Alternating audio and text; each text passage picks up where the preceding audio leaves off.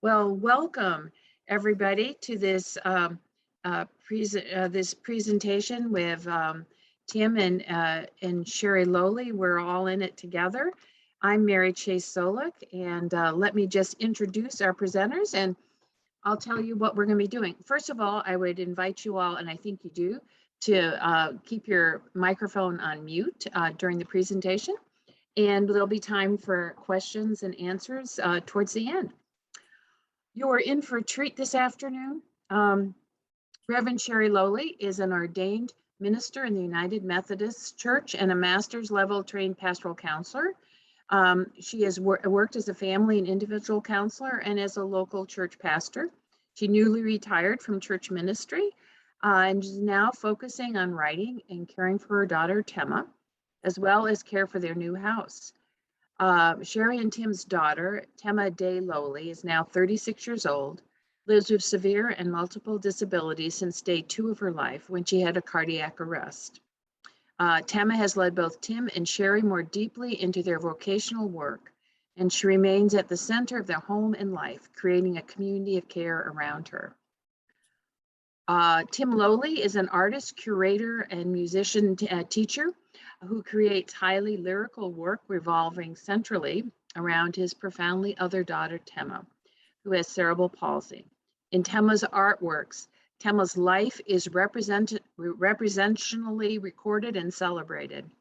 Tim was born in Hendersonville, North Carolina, and spent most of his youth in South Korea. Tim and his wife, Sherrie, and daughter, Tema, live in Chicago, and Tim is at North Park University, where he's the gallery director, professor, and artist in residence, and he is represented by the Copland Del Rio Gallery. So you're in for a treat. For those of you who will be watching this afterwards, and I know many of you will have that option as well too, we look forward to having your participation, and I'm going to turn it over to Sherrie Lowley right now. Thank you, Mary. Tim hopefully will join us. He's at a conference in Texas, Austin, Texas, right at the moment, but I gave him a call and reminded him that he is on, so he should be coming. I wanted to begin our time together. Tim has a PowerPoint that we're going to show you. I chose the title, "We're All in This Together," as a way of helping explain a little bit about what Tim and I have learned along with Tema, our daughter, as far as inclusion, which is what our conference is about. Inclusion in a way of advocacy for someone who does not have a voice, which includes Tema.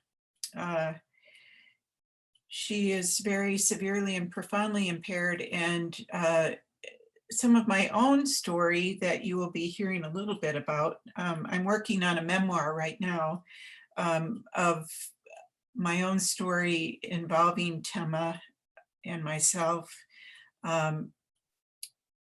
But mainly it's about me and the kind of healing that Tema has brought me through, a healing of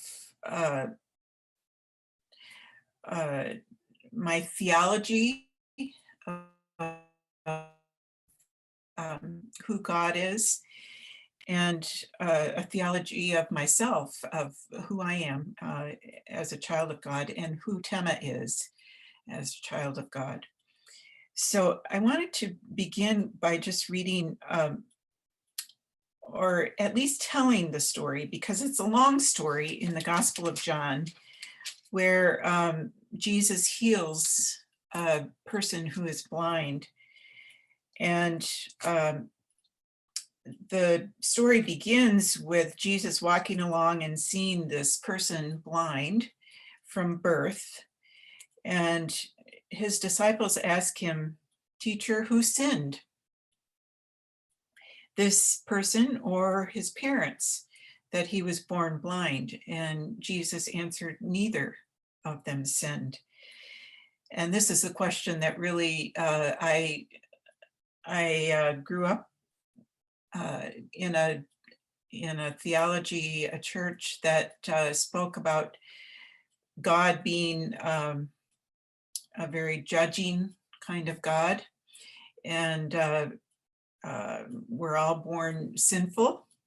And so I took Temma's cardiac arrest and her resulting brain damage as my fault, that I was guilty, and so having to work through that. But this question, who sinned, was really what I would ask also at that point in my life, and came up with the answer that it must be me.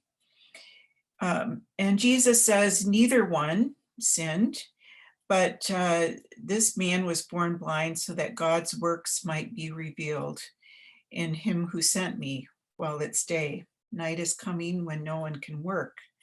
As long as I am in the world, I am the light of the world. And then Jesus goes on to heal this person. And we're told about all of the uproar that causes in the church. The Pharisees, they bring the person to the Pharisees, and they ask him, who healed you?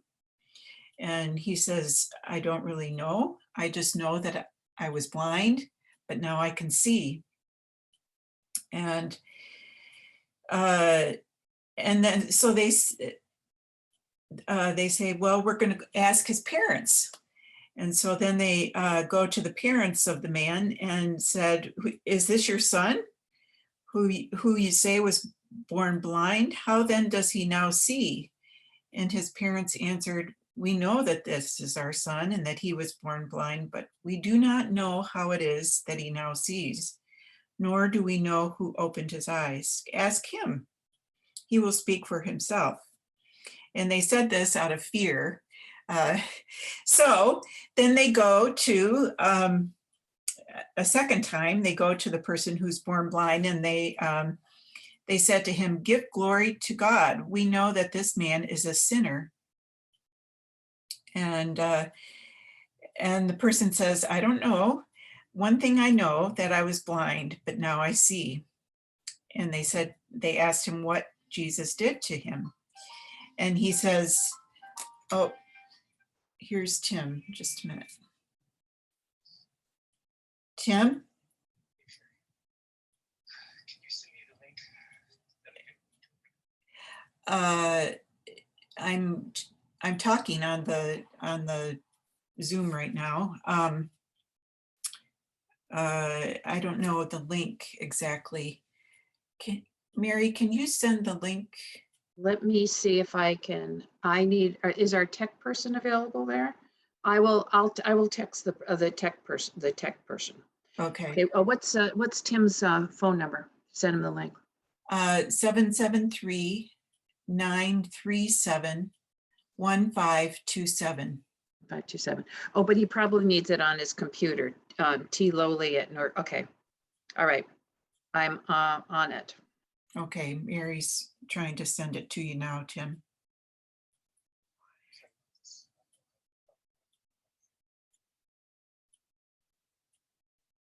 Okay, you can go ahead. Okay. Okay, yeah.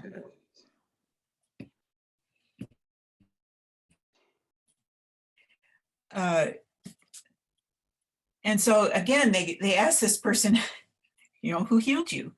And he says, why do you want to hear it again? Do you also want to become his disciples? And then they really are in an uproar. And the guy says to them, you do not know where he comes from, and yet he opened my eyes. We know that God does not listen to sinners, but he does listen to one who worships him and obeys his will. And so then, you were born entirely in sin, and are you trying to teach us? And they drive him out. And so Jesus hears that the person has been driven out, and he goes up to him and says, do you believe? and the Son of Man? And he answers, who is he, sir? And Jesus said to him, you have seen him, and the one speaking with you is he. Lord, I believe. It's a story of healing, but it's also a story of how so many people become a part of this person's healing. And so many other people are healed in the process, and their eyes are opened to seeing who Jesus is. And this is something that I have come to see in the 36 years of Tema's life, that my own eyes had to be opened to see who she really is and who I am in relationship to her. And so we're all in this together, meaning we're all in the healing process together as children of God and as disciples of Jesus. And so Jesus is about healing. God is about healing in so many different ways, and accessibility, making places accessible for not only the person who is living with disabilities, but also making accessible to everyone in relationship with them, being able to tell their story and being able to be open and having our eyes opened in new ways by the person who is being healed. And Tim has, as Mary said in the introduction, much of his painting work has been revolving around Tema. And as I said, my own writing work has been revolving around Tema. And so we're both in this healing process of seeing Tema in new ways. And so Tim has a PowerPoint that I hope he will be able to show us, because that was the major part of our presentation. Oh boy, Tim. That's okay. It's been emailed to him. He should be with us. He should be Okay. with us. He should be with us shortly. Okay. And you want to see his artwork and the stories behind it. So, and I just texted him that Great. it has been sent. So hopefully he should be with us. He should be with us very shortly. Any other thoughts that people might have about this gospel story? I'd be really open to any thoughts you may have while we're waiting.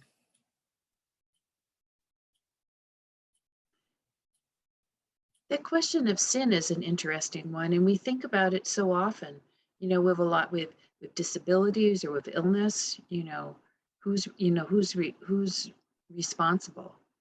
And those are difficult. I mean, those are, yeah, I mean, sometimes there's a clear responsibility, but the majority of time there isn't, there isn't a clear answer, but we're not so good at helping people live with that uncertainty. No, it's a mystery. It really is. And yeah, that's the hard part about it. Yeah.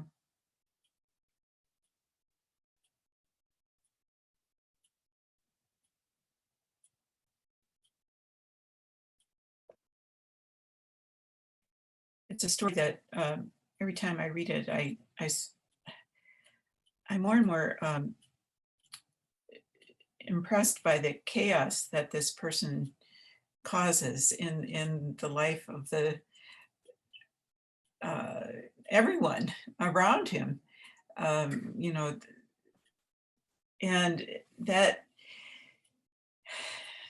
that's the story of someone being healed who had a place in society that was very marginalized. And so to come out of that place and be different, upset the whole theology and sociology and meaning behind this person's life, and the place in society that this person had. And that's what, this conference is about, right, Mary? It's, yeah, making a place for all of us to be able to be and become who we are and give voice to our stories. The church being hopefully the place where that can happen the best. Mhm. Yeah. Sherrie, did you ever preach on this passage? I did. I was going to try to find my sermons. I didn't do that. I'm living now, with boxes of sermons and I'm not preaching. And so I did. And I think it was mainly, again, from the point of view of a parent of someone who is blind, and needing my own eyes opened. Mhm. That I'm not being punished for any mistake that I made. More so, the light is being shown. The light is being shown on me, on us, in a new and different way, and I needed to have my own eyes open to see that.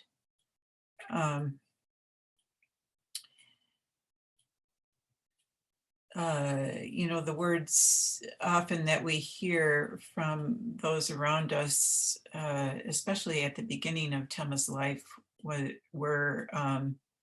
you're so special. God has chosen you to have this special child. Those are not helpful words. Those are not helpful words at all.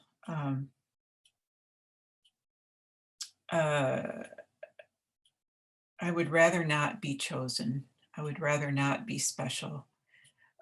Probably Tema would rather not be special. It's a way of just shining light on who we are and the need for healing in our lives. I am wondering if you would be able to speak to, I'm just kind of thinking about the time frame. So she'd be a little bit younger than me. I was born in 1980, so I'm like just kind of the age. And my parents did foster care. And one of the children we had in our home was severely impaired to the point where, like in the 80s, the state said we couldn't keep her in our home anymore. And like they kind of institutionalized this child. And I'm wondering if you had to make conscious decisions in your life to be able to keep Tema in your home, as opposed to having her in like a specialized home or school. For that thought, Laura. It's Laura, right? Yes, ma'am. Yes. We very deliberately chose to keep Tema with us, and she still is living with us, although we have another person living with us now too, who helps with her care, who actually bought our house. We bought the house with this other person. And there were times for myself where I wanted to put Tema away somewhere, where I just could not handle the not only the physical work of taking care of her, but also the emotional trauma that I was going through and the faith trauma that I was going through. And Tim would often say, we can't do that. She's our daughter. And where I would ask, you know, why me? Tim would ask, why not me? And so we really had to work through that together. And we know that other parents have to make different choices because of circumstances. We chose not to have another child because we knew that keeping Tema with us would take a lot of resources, both our own and financial resources. So we chose not to have another child. Some parents have to make different choices. I think if we had chosen to put Tema in some sort of institution, she would not have lived for very long. The amount of care that she requires is really beyond many places, although we have had her in respite care at different places while we've gone on vacation. This was before we had someone living in with us and caring for her, helping us care for her. But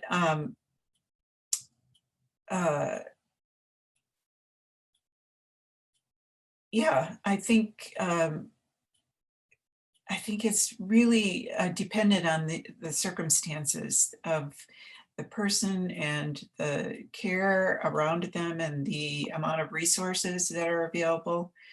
We just we're very blessed that we're being able to care for her in our home. I think it's interesting. I think when we're looking at a policy standpoint, I mean, in 30 years, how much things have changed. You know, in some regards, I think you know, when I heard the title of this conference, accessibility, I'm like, we're in 2020s, you know, haven't we come far, you know, but we're not, we haven't come far enough. And there's always new ways to reframe how we're thinking and looking at things. So I really appreciate your candidness. Thank you. You're welcome. Thank you. Thank you. Yes, the different churches where I've been appointed in my pastoring vocation have all had to make changes to make themselves accessible to Tema and our family. Those have not been easy changes. And it always teaches me a lot when the questions come up of like, you know, why should we have to put in an elevator in our church building? We don't really have very many people that are disabled. And my response is, there's a reason why you don't have very many people who are living with disabilities in your church.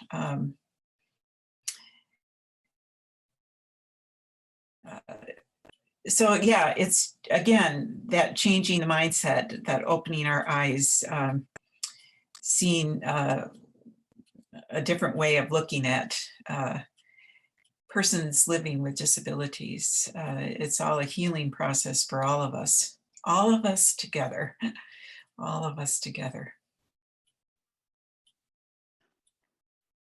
Sherrie, I wonder if you heard anything from Tim? He says, can you? Oh, he says he hasn't received the link. Could you send it to Okay. lowly@prodigy.net? Oh, lowly@prodigy.net. Okay, I gave them the North Park one. It's at the, it went to his North Park email.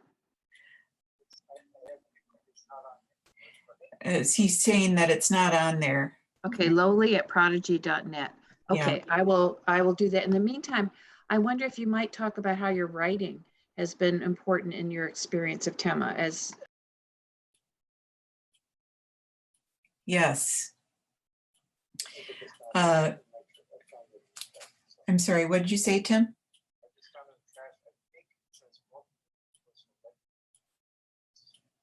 Okay, so Tim Lilly is in the waiting room. There you are.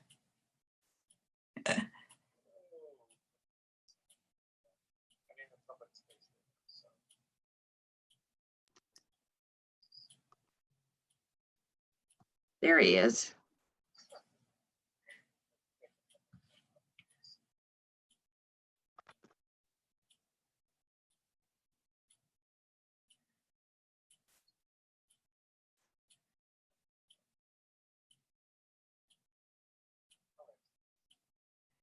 Can you unmute? Can you hear me now? Yep. Let me just grab my stuff. I'm getting better sound through my phone. Oh, actually, I'm getting a loop now. Sherrie, can you say something? Yeah. Hello, Tim. Okay, Can you hear me? I can. I'm turning off my phone. Okay. Yes, I'm really sorry about this. Do we have time to look through the PowerPoint, or you want Yeah. just? Yeah. Yes, we do. I think we have until, they'll tell us. We have until 2:15 or 2:20 on the workshop. So let's go for it. Okay, I'm gonna do a screen share. Let's see. Where's my PowerPoint? Let's see. Not sure if I need to start the PowerPoint or what. This is why you do things ahead of time. Congratulations, you. Thank you. There we go.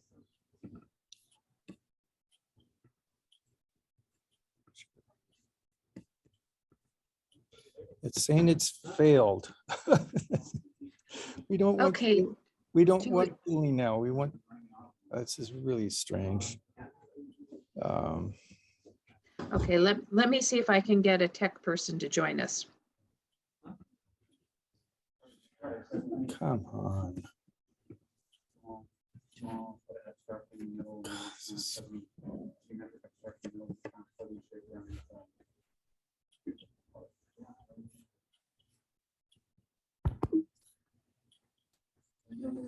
Try again. Yes. Brenda? I'm not sure who I'm supposed to be. Oh, can you see it now? Oh, Yep. We see it now, Tim. Okay, I'm gonna go full screen. I'll try to go full screen.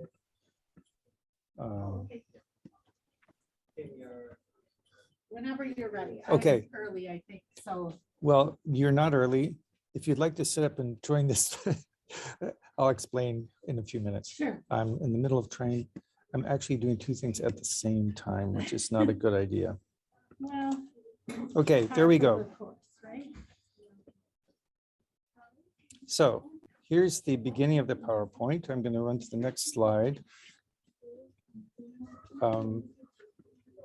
Sherrie, do you want to read the text? Yeah, about the Redeemer Project, which is the title of this project. In November of 2017, Tim received an invitation from Redeemer University College in Ontario to participate in an exhibition. If you want. It was a really awful time in our lives. We were experiencing the flu. Tim had just had major surgery, so he was in recovery. It was, yeah, it was a bad time. And so Tim decided to make a series of postcard-sized drawings. And to each of the drawings, I responded with a short piece of writing, kind of poems, but a short piece of writing. And this is Tim's artist statement that went along. So there are 14 drawings in this project. And we, the viewers, complete the work.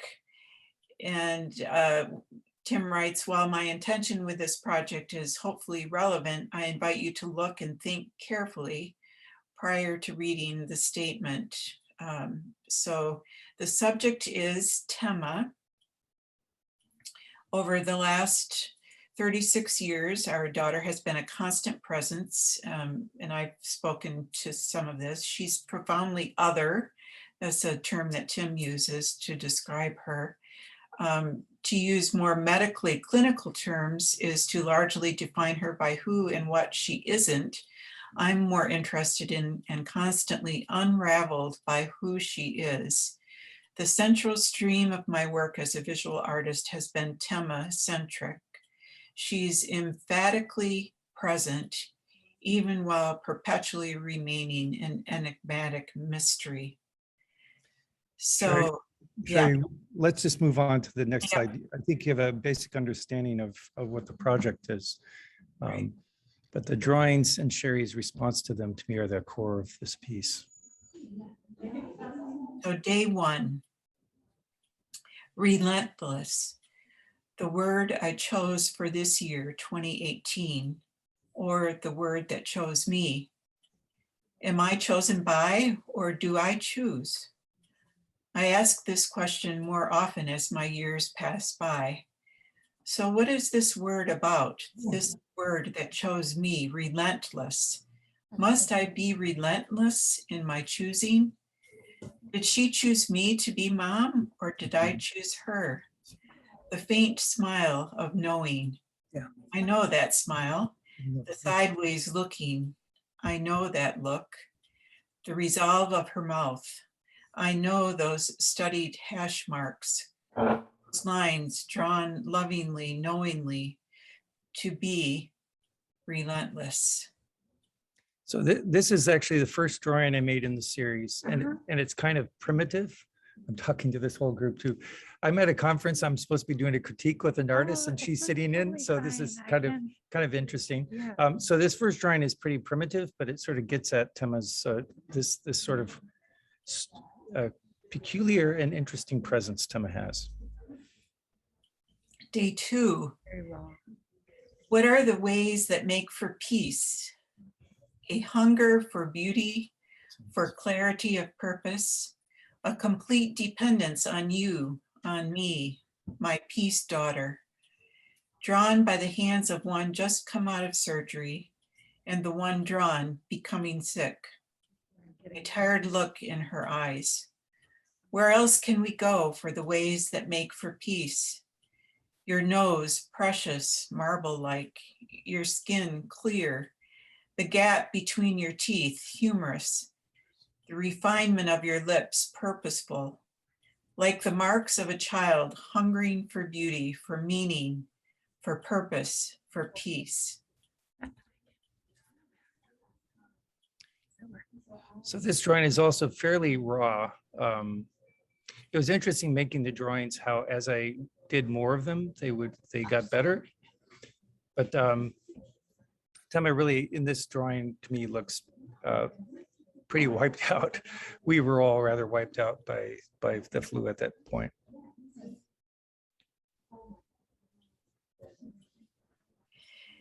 Day three. It is as if all has come together now, reunited. Each tiny piece has found a place in the whole, and a calm descends. Can I see what you see in my heart?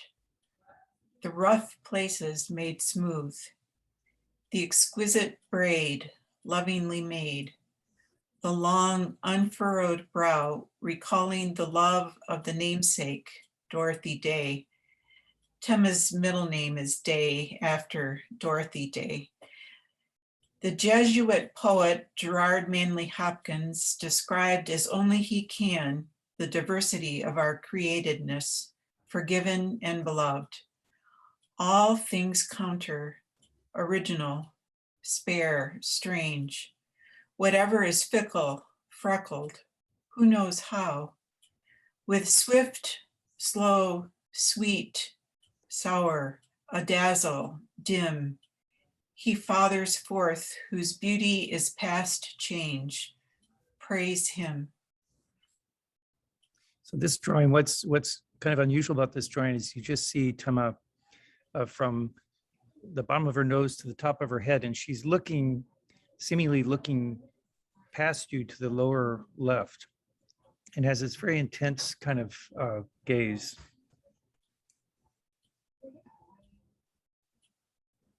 Day 4. A hint of a smile, and our home is found. A light radiating from the center, the hub of our wheel. The word that I asked for, the word that chooses, relentless and renewing, the viewer and the viewed, the artist and the one being drawn. She gazes at you sideways, always a gaze at a slant, a truth at a slant. The eyes are harrowing, knowing, a wisdom born of the moment, and a word on her lips, tumbling off the tongue, love. So in this drawing, Tema is, as Sherry's words suggest, looking off to the left, and she has her mouth open, and Tema actually sticks her tongue out a lot. It's not a social act she's making, she just sticks her tongue out a lot. And in answer to Mary's question before you came on, Tim, Mary asked how my writing has, well, I forget the exact words that you used, Mary, but How it's shaped your experience of Tema. shaped my experience of her. And so I'm hoping that the words that I used in this project kind of give an idea of how that process happens in me. I use words in writing as a way of kind of finding out what's going on inside of me. And it's always trying to find words to describe this mystery. And, you know, working on a memoir now, it's more using words to try to describe what has happened inside of me in relationship to Tema. So it's a description of a process, I guess. Day 5. I'm guessing we probably don't have enough time to go through all of the images. There's, was it 14, I think? So maybe I'll move through them. Yeah. And so this is actually one of my favorite of the drawings where Tema's hair is flowing back. Why don't you read this one, Sherry?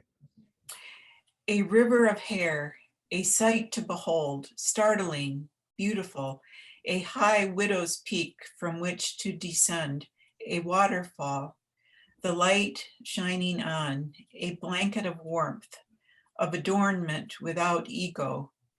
This we witness again and again, washed and brushed, dried or left to dry in the sunlight, a gift marked as precious.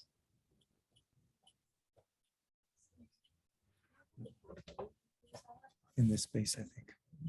Who are you meeting with? I'm not. I'm just, my friend Amanda is not going. She's running late, and she told me to tell them I'm going to you. Okay.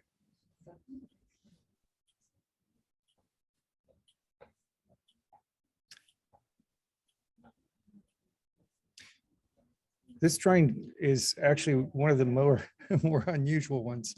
To make this drawing, Tema was lying on the couch and I laid down on my back on the floor. So I'm looking up at her, which was kind of interesting in terms of, as Sherry said, we were all dealing with physical stuff. I was recovering from surgery. So it was an interesting time to be with Tema and looking at Tema and drawing Tema.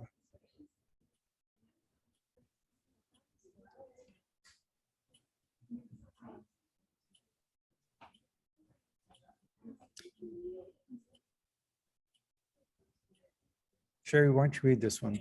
Yeah, day 10, the mighty, the foolish, the wise, shining on in the dead of night.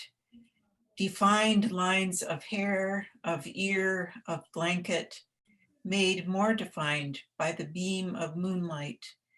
The wonderment of it all made known in the cheek, in the hint of the eye.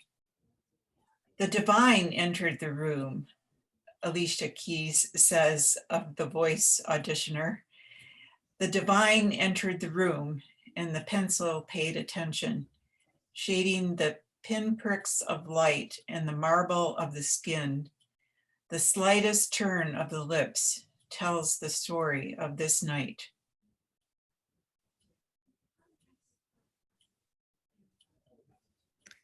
This drawing, Tema feels particularly resolute to me. One thing I'd like to say is, so I've drawn and painted Tema well over 100 times, probably 200 times. And part of my hope is someone like Tema is regarded by society as utterly useless and meaningless. And I think both Sherrie and I share this conviction that that's totally wrong. And so I hope it's sort of evident even by just looking at these drawings that there's the person here is not, it's not one-dimensional at all, even more than two-dimensional, even though these are just drawings.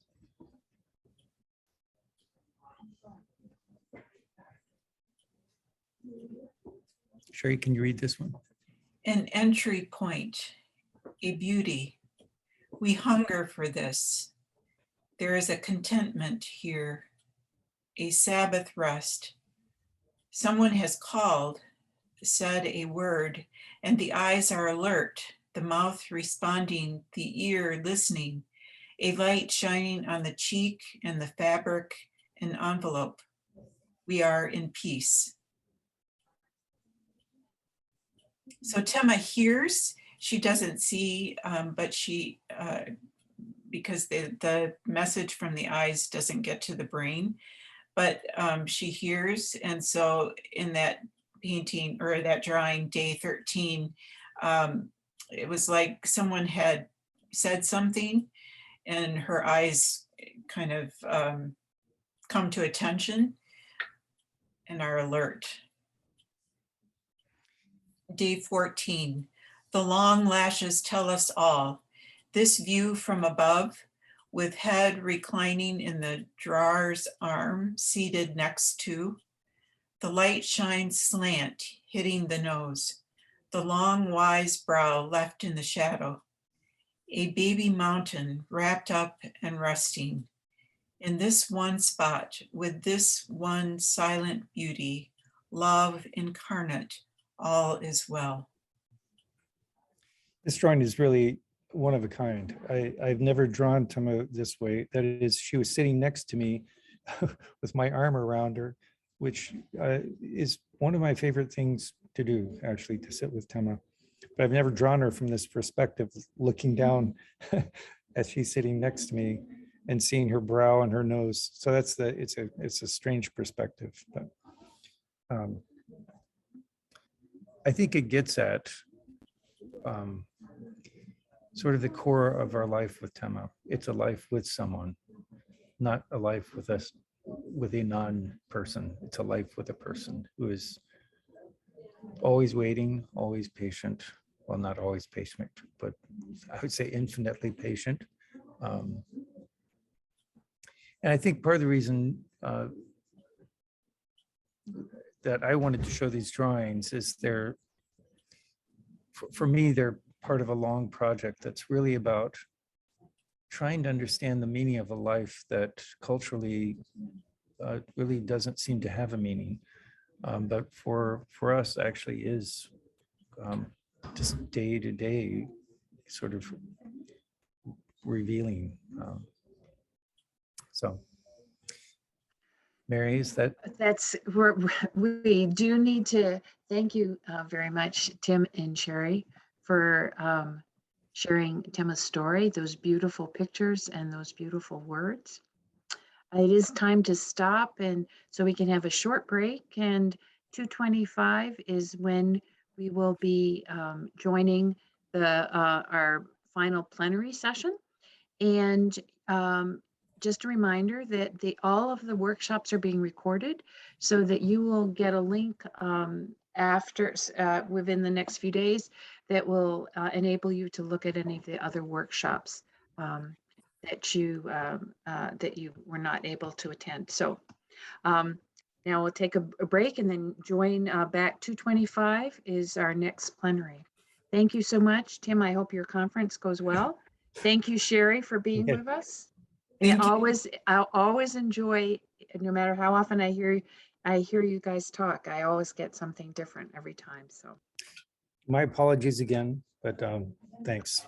I'm All right. gonna stop sharing and turn this off if that's okay. okay. All right. Take care. Goodbye, Bye-bye. everyone. Bye.